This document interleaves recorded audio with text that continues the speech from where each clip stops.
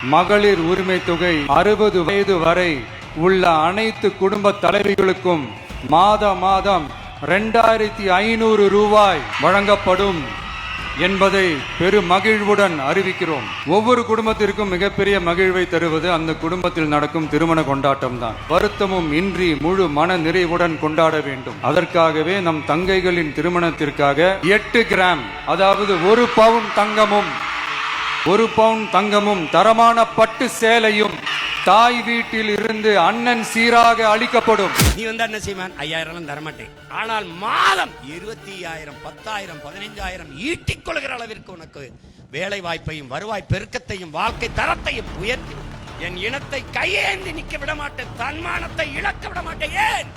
மானத்திற்காக உயிரை விட்ட இனமடாய். மயிர் நீப்பின் உயிர் வாழ கவரிமா அன்னார் உயிர் நீப்பர் மானம் வருகிறான்.